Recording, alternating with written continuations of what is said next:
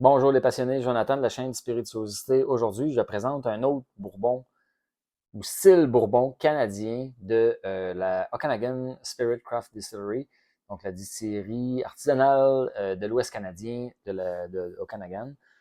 Une distillerie qui offre quand même pas mal de bons produits. Je vous ai parlé hier d'un autre produit qu'ils ont fait. Euh, et là, maintenant, c'est autour aujourd'hui du Black Bourbon qui a gagné médaille d'or pour les Canadian Whiskey Awards.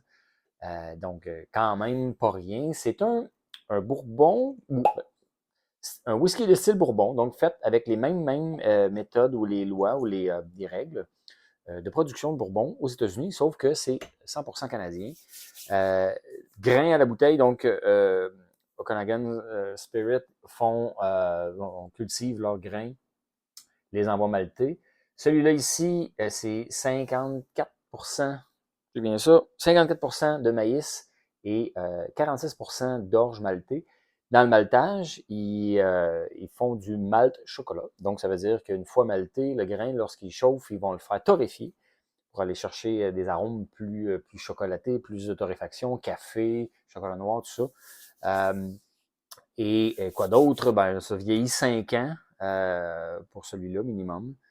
Donc, regardez la couleur, quand même assez foncée, quand même assez sombre. Cast strength, 52% d'alcool, cast strength. Donc, je trouve pas ça très haut pour un cast strength, mais bon, ils disent cast strength, 52%. Et voilà, je pense que ça fait le tour au niveau des specs. Très intéressant sur papier, en tout cas. Et je peux vous dire, très intéressant aussi. Très intéressant pour vrai au nez et en bouche parce que j'ai déjà ouvert, j'ai déjà fait, j'ai déjà visité, mettons. Et au nez, en fait, overall, là, spoiler alerte, c'est excellent.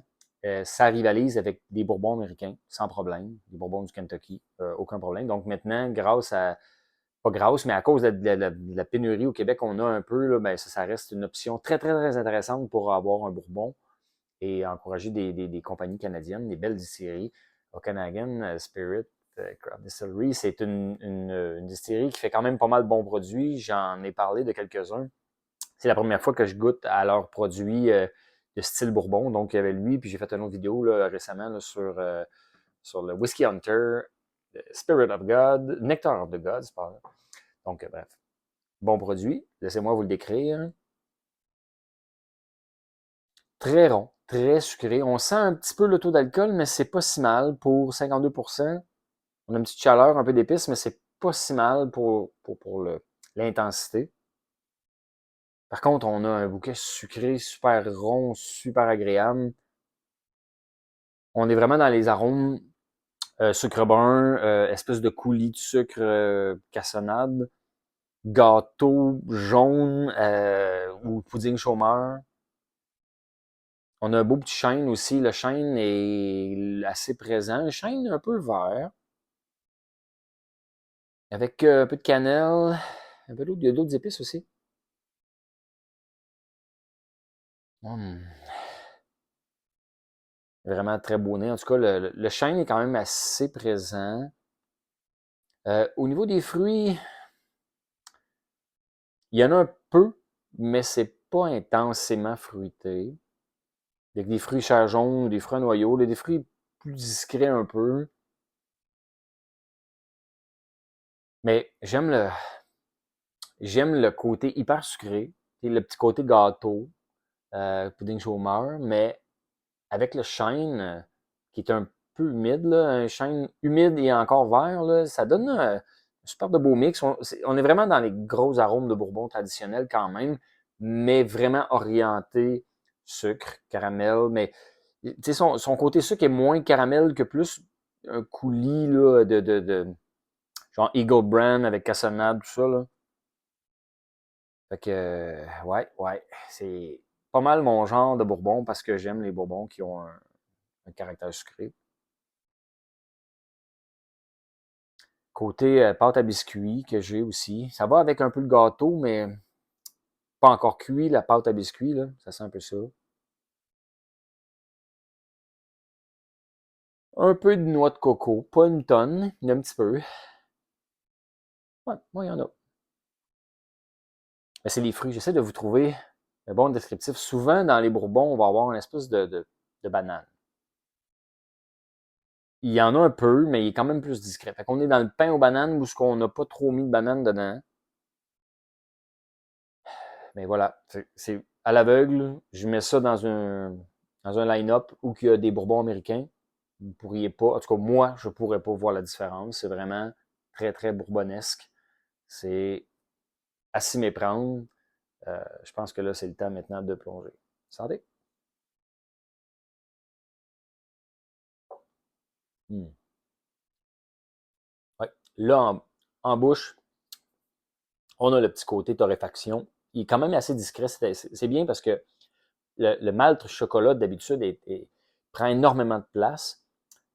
Et là, pour quand même 46% d'orge maltais qui est chocolat, c'est vraiment pas trop intense. Fait qu'on a un petit côté un peu style charbon, un peu torréfaction, chocolat noir un peu, avec les autres belles arômes crémeuses, un peu de vanille, le sucre brun quand même assez présent, le chêne, on a un beau chêne super présent qui est pas trop sec, mais qui est aussi là, carbonisé un peu, là, le petit côté torréfaction fait super bien avec le bois, comme si c'était un bois qu'on avait laissé trop longtemps près du feu, puis il avait commencé à vouloir boucaner un petit peu. Là.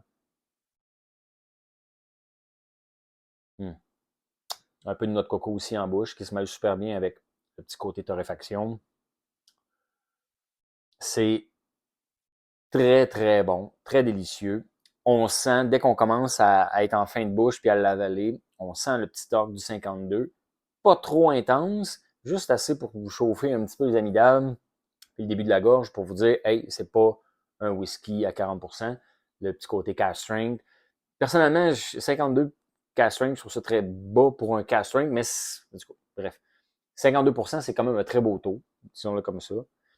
Whisky à 80 juste pour vous compter, 90 directement disponible sur le site de la distillerie. Ah, c'est très bon. C'est très bon. On a gâteau. Quand on retourne au nez, là, on dirait que vu que je l'ai goûté, là, je peux déceler le petit côté chocolaté, le petit côté torréfaction. Je l'ai au nez que j'avais pas tantôt. J'avais pas tantôt, on dirait au nez, mais là, vu que j'ai goûté, là, j'ai pu retracer cette provenance-là, cette petite signature de l'orge chocolatée. Donc, je l'ai maintenant au nez. Discret. Fait que, tu sais, c'est équilibré. Là. Le nez est pas dans toutes les directions, est pas trop intense. C'est discret, mais c'est là que ça ajoute à la complexité. Hmm. Le chêne aussi, il est quand même assez présent. Comme les bourbons, comme on les aime. Il y a une amertume boisée qui est modérée, mais qui est là, qui vient comme nous saisir un peu la langue. Et c'est une amertume vraiment boisée. Donc, quand l'amertume se présente, on sent que c'est du chêne qui vient comme en surpuissance un petit peu. Et ben voilà, je pense qu'on a un excellent candidat pour être un candidat. Ben, en fait, tu comprends pourquoi on gagne une médaille. Euh, c'est de la qualité, c'est complexe, c'est ample, c'est dense, il y a beaucoup de saveurs, des belles saveurs, pas de faute là-dedans. Un beau 5 ans, c'est comme ça a bien de l'allure comme dans le Bourbon, là, 5 ans, ça fait du sens. On sent pas de jeunesse. Il y a assez de torque, pas trop. Vraiment, chapeau. Donc, voilà. Ça fait une très, très belle alternative pour les Bourbons absents présentement. Black Bourbon de la distillerie de la Okanagan Spirit Craft Distillery. Ah, j'aime pas le nom. Ben, pas que j'aime pas le nom, mais il est pénible à prononcer. Okanagan Spirit Craft Distillery, j'ai super la misère à vous sortir ça de façon fluide, mais, mais c'est bon. Euh, sur la bouteille, je trouve qu'il n'y a pas beaucoup d'infos. Il y a comme juste le strict minimum. Quand on va sur le site web, tout est là. Donc, pour les geeks qui veulent en savoir un peu plus, ils parlent du mash bill, ils parlent un peu de comment c'est fait, l'idée derrière ça. Et bon, et puis les médailles, tout ça. Fait que, bref, allez jeter un petit coup d'œil sur le site web si vous voulez en savoir plus et si vous voulez avoir votre bouteille. Santé!